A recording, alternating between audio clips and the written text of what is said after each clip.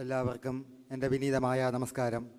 നമ്മുടെ സോപാന സംഗീതോത്സവം 2024 ഔപചാരികമായ ഉദ്ഘാടനം സോപാന സംഗീതത്തോടുകൂടി നിർവഹിക്കുന്ന നമ്മുടെ ഏറ്റവും പ്രിയങ്കരനായ നമ്മുടെ എല്ലാവരുടെയും അഭിമാനമായ ശ്രീ കൊട്ടാരം സംഗീതമാരാർ തേൻപുരട്ടിയ വാക്കുകൾ കൊണ്ട് നമ്മളെ സ്വാഗത പ്രസംഗം ആശംസിച്ച ശ്രീ നിബിൻ വള്ളിയാത്ത്, ഈ സംഗീത സദസ്സിനെ പുസ്തക പ്രകാശനം നിർവഹിക്കുന്ന ശ്രീമതി ഓമന ദിവാകരമാരാർ, ആശംസാ പ്രസംഗം നടത്തുന്ന ക്ഷേത്ര കലാവിദഗ്ധൻ ശ്രീ തൃക്കാമ്പുറം ജയദേവമാരാർ, ക്ഷേത്ര മേൽശാന്തി, രക്ഷാധികാരി, ക്ഷേത്ര സെക്രട്ടറി, സോപാന ശ്രീ പുരസ്കാര ജേതാക്കളായ ശ്രീ കലാലയം ശ്രീകാന്ത്, ശ്രീ മധു മുറാക്കൽ.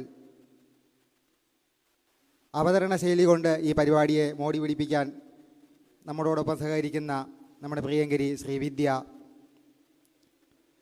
മഹത്തായ സാന്നിധ്യം കൊണ്ട് ഈ വേദിയെ അതീവ ധന്യമാക്കിക്കൊണ്ടിരിക്കുന്ന നല്ലവരിൽ നല്ലവരായ സോപാന സംഗീത പ്രേമികളെ. നമുക്കറിയാം, നാം ഇന്നിവിടെ കൂടിയിരിക്കുന്നത് സോപാന സംഗീതോത്സവം 2024 പരിപാടിക്കായിട്ടാണ്. വാസ്തവത്തിൽ ഇന്നൊരു സന്തോഷത്തിൻ്റെ ദിനം തന്നെയാണ്. ഇവിടെ കൂടിയിരിക്കുന്ന എല്ലാവരും വാസ്തവത്തിൽ വളരെ സന്തോഷത്തോടു കൂടി തന്നെയാണ് സന്നിഹിതരായിരിക്കുന്നത്. പ്രത്യേകിച്ച് കൊട്ടാരം സംഗീതമാരാർ എന്ന ആ ഒരു പ്രതിഭാശാലിയുടെ ഒരു സ്വപ്നം സാക്ഷാത്കരിക്കുന്ന ഒരു ദിവസം കൂടിയാണെന്ന് നമുക്ക് ഉറപ്പിച്ച് പറയാം. എൻ്റെയും ജീവിതത്തിലെ ഒരു സുവർണ നിമിഷം തന്നെയാണെന്ന് പറയാം. കാരണം ഗുരുനാഥനൊപ്പം ഒരു വേദി പങ്കിടുക എന്ന് പറയുന്നത് ജീവിതത്തിലെ അമൂല്യമായ ഒരു ഭാഗ്യമാണ്. അതേ വേദിയിൽ തന്നെ അധ്യക്ഷ സ്ഥാനം അലങ്കരിക്കാൻ കിട്ടുന്ന ഒരു ഭാഗ്യം എന്ന് പറയുന്നതും അതിൽ മഹത്തരമായ ഒരു കാര്യം തന്നെയാണ്. രത്നങ്ങളും പ്രതിഭകളും ഇരിക്കുന്ന ഈ വേദിയാണ്. രത്നം ഇരിക്കുന്ന വേദിയിൽ കല്ലിന് പ്രസക്തിയുണ്ടോ എന്ന് ചോദിച്ചാൽ തീർച്ചയായും പ്രസക്തിയുണ്ട്. കാരണം രത്നപ്രഭയാൽ കല്ലും തിളങ്ങുക തന്നെ ചെയ്യും എന്ന ആ ഒരു ധൈര്യത്തോടു കൂടി ഞാൻ എൻ്റെ കർത്തവ്യത്തിലേക്ക് കടക്കുകയാണ്. ഇന്നത്തെ ഈ ദിനം വളരെ സുപ്രധാനമായ കാര്യങ്ങൾക്ക് സാക്ഷിയാവുകയാണ്. ഒന്ന്, സോപാന സംഗീതോത്സവം 2024 ഔപചാരികമായ മേൽക്കോയ്മ ഈ ക്ഷേത്ര സന്നിധിയിൽ വെച്ച് നടക്കുകയാണ്. 2, കൊട്ടാരം സംഗീതമാരാരുടെ 40ഓളം കൃതികളടങ്ങുന്ന സോപാന സംഗീതാമൃതം എന്ന പുസ്തകം ഈ വേദിയിൽ വെച്ച് പ്രകാശനം നടത്തുകയാണ്. പുരസ്കാര സമർപ്പണം നടക്കുകയാണ്. സമാപന സദസ്സിനോടനുബന്ധിച്ച് പരമ്പരാഗത കലാരൂപമായ കുടുക്ക വീണയിൽ ഒരു കച്ചേരിയും കൊട്ടാരം സംഗീതമാരാരുടെ നേതൃത്വത്തിൽ നടക്കുകയാണ്. സത്യത്തിൽ ഈശ്വരീയത നിറഞ്ഞു നിൽക്കുന്ന ഒരു ദിനം കൂടിയാണെന്ന് ഇന്ന്. ഈശ്വരന്മാരുടെ ബഹുനാമങ്ങൾ കോർത്തിണക്കിയ അലങ്കൃതമായ ഒരു സംഗീതശാഖ തന്നെയാണ് സോപാന സംഗീതം. ഈ സോപാന സംഗീതത്തിൻ്റെ അഭിമാന സ്തംഭമായ ശ്രീ കൊട്ടാരം സംഗീതമാരാരുടെ കൃതികൾ ഒരു പുസ്തക രൂപത്തിൽ ഇന്ന് ഈ വേദിയിൽ പ്രകാശനം ചെയ്യുകയാണ്. 51 അക്ഷരാളി കലിത തനുലതേ വേദമാകുന്ന ശാഖിക്കൊമ്പത്തമ്പോടു പൂക്കും കുസുമതതിയിലേന്തുന്ന പൂന്തേൻ കുഴമ്പേ ചെമ്പൽ താർപ്പാണ ഡംഭപ്രസന്ന സുഹൃതോപാത സൗഭാഗ്യലക്ഷ്മി സമ്പത്തേ കുമ്പിടുന്നേൻ കഴലിണ വലയാധീശ്വരി വിശ്വനാഥേ. വേദോന്മുഖമിതമായ ഈ 51 അക്ഷരങ്ങൾ കൊണ്ട് തന്നെ ഒരു പുസ്തകം ശ്രീ കൊട്ടാരം സംഗീതമാരാരുടെ രീതിയിൽ തയ്യാറാക്കിയിരിക്കുകയാണ്. പഠിതാക്കൾക്ക് തീർച്ചയായും ഇതൊരു അമൂല്യമായ പുസ്തകം തന്നെയായിരിക്കും. കാരണം ശർക്കരയുടെ ഏത് ഭാഗം നമ്മൾ രുചിച്ച് നോക്കിയിരുന്നാലും എല്ലാ ഭാഗത്തും ഒരു രുചി എന്ന് പറയും പോലെ ഈ പുസ്തകത്തിലെ ഓരോ താളുകളും ഒന്നിനൊന്നിന് മധുരം തന്നെയാണ്. ഈ പുസ്തകം തയ്യാറാക്കുന്നതിന് വേണ്ടി ചെറിയൊരു പങ്ക് വഹിക്കാൻ എനിക്കൊരു ഭാഗ്യം ലഭിച്ചിരുന്നു. അതിലെനിക്കുണ്ടായ ചില അനുഭവങ്ങളിൽ എടുത്തു പറയാം. എനിക്ക് ഓൺലൈൻ ക്ലാസ്സിലാണ് ഞാൻ പഠിക്കാറ്. ആ ക്ലാസ് എടുക്കുന്ന സമയത്ത് ധാരാളം തവണ കൊട്ടാരം സംഗീതമാരാർ, സംഗീതേട്ടനെന്നാണ് ഞാൻ വിളിക്കാറ്, പുള്ളിയോട് ഞാൻ പറയാറുണ്ട്, നമ്മുടെ കീർത്തനങ്ങളെല്ലാം മിസ്സാക്കാതെ നമുക്കൊരു പുസ്തക രൂപത്തിൽ പ്രകാശിപ്പിക്കണം എന്ന്. പക്ഷേ തീർച്ചയായും സംഗീതേട്ടൻ അതൊരു നിസ്സാരമായ ഭാവത്തിൽ തന്നെയായിരുന്നു കണ്ടിരുന്നത്. ശരിക്കും സത്യം പറഞ്ഞാൽ അദ്ദേഹത്തിൻ്റെ കീർത്തനങ്ങൾ 40-ലധികം കീർത്തനങ്ങൾ രചിച്ചിട്ടുണ്ട്. അത്തരം കീർത്തനങ്ങളെല്ലാം 30-40 പേജുകളിൽ ഒതുങ്ങുന്ന ഒരു ചെറു കീർത്തനമാലയായി മാത്രം പ്രസിദ്ധീകരിക്കുക എന്നതായിരുന്നു സത്യത്തിൽ എൻ്റെ ഒരു ഉദ്ദേശം, ഇതിൻ്റെ ഒരു തുടക്കം. എൻ്റെ സ്വപ്നത്തിൽ തന്നെ ആ ഒരു പുസ്തകത്തിന് ഞാനൊരു പേരെടുക്കുകയും ചെയ്തു, കൊട്ടാരം കൃതികളെന്നും പറഞ്ഞുകൊണ്ട്. പക്ഷേ ആ ഒരു പുസ്തകമാണ് 30-40 പേജുകൾ ഒതുക്കാൻ കരുതിയിരുന്ന പുസ്തകമായിരുന്നു ഇന്ന് 150 പേജുകളിലായിട്ട് വിസ്തൃതമായിരിക്കുന്ന ഈ ഒരു പുസ്തകം.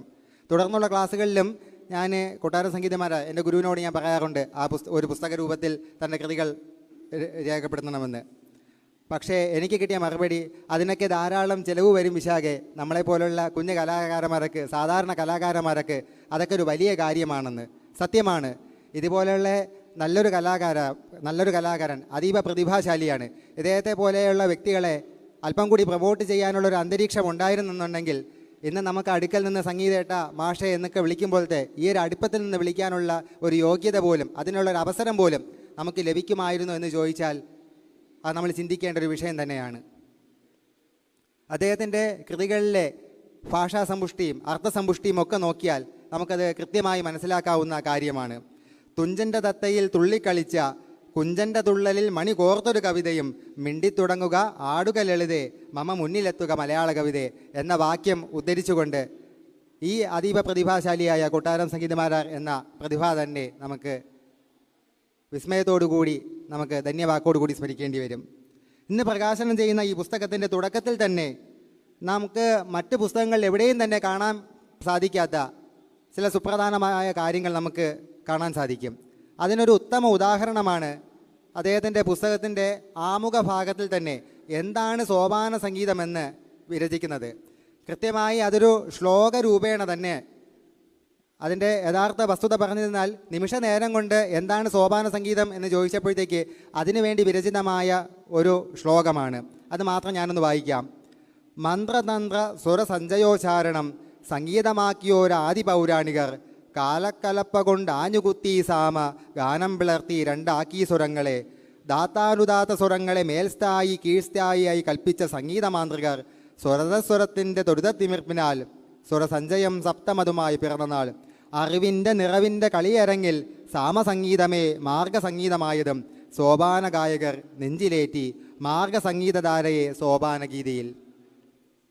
സത്യം പറഞ്ഞാൽ ഈ ഒരു ശ്ലോകം വായിക്കുന്ന ഏതൊരു വ്യക്തിക്ക് നമുക്ക് മനസ്സിലാകും, ഏതോ ഒരു ഋഷിവര്യൻ ദ്വാപരയുഗത്തിലോ ത്രേതായുഗത്തിലോ ഒക്കെ രചിച്ച ഒരു ശ്ലോകം മാതിരിയുണ്ട് ശരിക്കും. സത്യം പറഞ്ഞാൽ അദ്ദേഹത്തിന് അറിയാത്ത കലാരൂപങ്ങളൊന്നും തന്നെയില്ല. കർണാടിക് പഞ്ചാരി, നാഗപഞ്ചാരി ഇവയൊക്കെ സൃഷ്ടിച്ച പ്രതിഭ തന്നെയാണ് അദ്ദേഹം.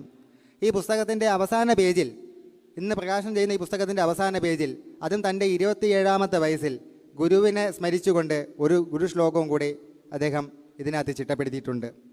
ഓരോ കീർത്തനങ്ങളിലെയും പദവിന്യാസവും അർത്ഥസമ്പുഷ്ടിയും നോക്കിയാൽ ഭാഷാസ്നേഹികൾ ഇദ്ദേഹത്തെ അതീവമായി സ്നേഹിക്കുക തന്നെ ചെയ്യും.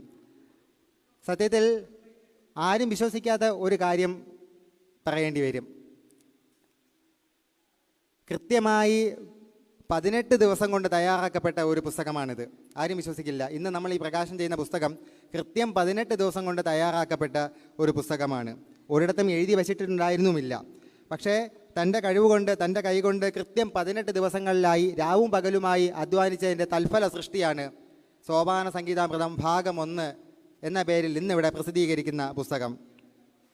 ശരിക്കും പറഞ്ഞാൽ ഒരു ഏകാദശി ദിവസമാണ് ഈശ്വരൻ്റെ കയ്യൊപ്പുണ്ട്. കാരണം ഒരു ഏകാദശി ദിവസമാണ് സംഗീതമായിട്ട് ആദ്യമായിട്ട് ഈ പുസ്തകത്തിന് വേണ്ടിയിട്ടുള്ള ആദ്യ ഭാഗം എനിക്ക് അയച്ചു തരുന്നത്. തൊട്ടടുത്ത് വന്ന പ്രദോഷ ദിവസമാണ് ഞാനിത് തീറുകൊട്ടി ഈ പുസ്തകം പഠിതാക്കൾക്കായി സമർപ്പിക്കുകയാണെന്ന് പറഞ്ഞുകൊണ്ട് ഈ പുസ്തകം പൂർത്തീകരിക്കുന്നതിന് വേണ്ടിയുള്ള അവസാന ഭാഗവും എനിക്ക് നൽകിയത്. ശരിക്കും പറഞ്ഞാൽ ഈശ്വരൻ്റെ കയ്യൊപ്പാണ്. ഒരു ഏകാദശി ദിവസം തുടങ്ങുക, തൊട്ടടുത്ത് വരുന്ന പ്രദോഷ ദിവസം അതിന് തീറുകൊട്ടി അവസാനിപ്പിക്കുകയാണ്, പഠിതാക്കൾക്ക് സമർപ്പിക്കുകയാണെന്ന് പറഞ്ഞുകൊണ്ട് അവസാന ഭാഗവും നൽകി ഈ പുസ്തക ക്രമീകരണത്തിനായിട്ട് പാഠഭാഗങ്ങൾ എനിക്ക് അയച്ചു തന്നത്. ശരിക്കും പറഞ്ഞിരുന്നാൽ നവമാധ്യമങ്ങളുടെ സഹായത്താൽ വേഷപ്രച്ഛന്നനാകാതെ സ്വന്തം കഴിവിനെ വരും തലമുറയ്ക്കായിട്ട് ഉപകരിക്കാൻ കണക്കിന് തയ്യാറാക്കിയ ഒരു പുസ്തകം തന്നെയാണിത്. ഒരു കുഞ്ഞു കാര്യം പറഞ്ഞുകൊണ്ട് ഞാൻ അധ്യക്ഷ പ്രസംഗം ചുരുക്കുകയാണ്. പ്രസിദ്ധനായ ഒരു പാചക വിദഗ്ധനോട് ഒരു പത്രപ്രവർത്തകൻ ചോദിക്കുകയാണ്, വളരെ സങ്കീർണമെന്ന് കരുതുന്നതാണ് നമ്മുടെയൊക്കെ ജീവിതം. ഈ സങ്കീർണമെന്ന് കരുതുന്ന നമ്മുടെയൊക്കെ ജീവിതത്തിന് ഒരു നിർവചനം പറയാൻ സാധിക്കുമോ എന്ന് ചോദിച്ചപ്പോൾ ആ പാചക വിദഗ്ധൻ പറഞ്ഞ മറുപടി വളരെ രസകരമായ ഒരു മറുപടിയായിരുന്നു. അദ്ദേഹം പറഞ്ഞത്, ആയുസ് എന്ന നാക്കിലയിൽ ദൈവം തമ്പുരാൻ വിളമ്പി വെച്ച സദ്യയാണ് നമ്മുടെ ഓരോരുത്തരുടെയും ജീവിതം. ആയുസ് എന്ന നാക്കിലയിൽ ദൈവം തമ്പുരാൻ വിളമ്പി വെച്ച സദ്യയാണ് നമ്മുടെ ഓരോരുത്തരുടെയും ജീവിതം. ആ സദ്യയിൽ ധാരാളം വിഭവങ്ങളുണ്ട്. അവിയൽ പോലെ മിശ്രിതമായ വിഭവം, ഓലൻ പോലെ നിർവികാരമായ വിഭവം, പാലട പ്രഥമൻ പോലെ രുചിക്കുന്ന ബാല്യ കൗമാരങ്ങൾ, പപ്പടം പോലെ പൊടിയുന്ന സ്വപ്നങ്ങൾ, അച്ചാറ് പോലെ നീറുന്ന നമ്മുടെ ഓർമ്മകൾ. അവസാനം വാർദ്ധക്യകാലം വരും. അത് കൊണ്ടാട്ടം പോലെ വരുന്നൊരു വാർദ്ധക്യകാലം. ഈ പറയുന്ന ജീവിത കാലയളവിനിടയിൽ സുന്ദരമാക്കാൻ കഴിയുന്ന കുഞ്ഞ നിമിഷങ്ങളാണ് ഇതുപോലുള്ള ഈ വേദികൾ.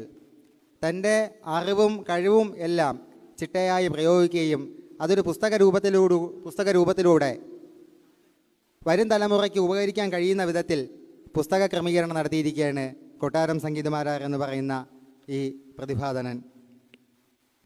ഇദ്ദേഹത്തിന് കലാരംഗത്ത് അറിയാത്തതായ കലകളൊന്നും തന്നെയില്ല. നന്നായിട്ട് മൃദംഗം വായിക്കുന്ന ആളാണ്. കർണാടക സംഗീതം നന്നായിട്ട് അറിയുന്ന വ്യക്തിയാണ്. നാഗപഞ്ചാരി, തായമ്പക, നൃത്തം, അങ്ങനെ പലതും. ഈ പുസ്തകത്തിൻ്റെ രചയിതാവും ഉദ്ഘാടകനുമായ ശ്രീ കൊട്ടാരം സംഗീതമാരാർ ഈ നാടിൻ്റെയും സോപാന സംഗീതപാതയുടെയും വിളക്കായി, ദീപമായി, വെളിച്ചമായി, മാർഗദർശിയായി വർഷങ്ങളായി പ്രവർത്തിച്ചു കൊണ്ടിരിക്കുന്ന ഈ മഹാനുഭാവന് എല്ലാവിധ ആയുരാരോഗ്യ സൗഖ്യങ്ങൾ നേരുവാൻ ഈ അവസരം ഞാൻ വിനിയോഗിക്കുകയാണ്. 1000 പ്രപഞ്ചത്തെ ഉറക്കി പുതപ്പിച്ചും 1000 പ്രപഞ്ചത്തെ ഉണർത്തി താലോലിച്ചും സ്ഥിരവാത്സല്യത്താലെ ചൊല്ലും അനാദിയാം കരളിൽ എനിക്കിടം തന്ന കാരുണ്യമേ.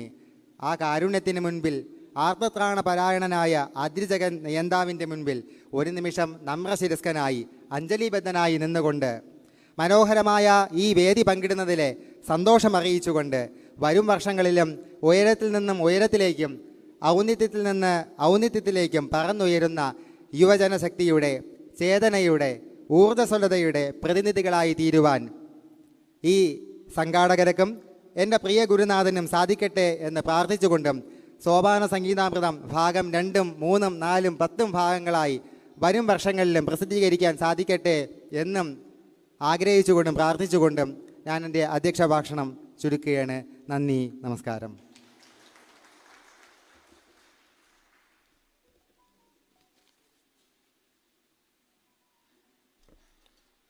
അടുത്തതായി വേദിയിൽ പുസ്തക അവതരണമാണ്.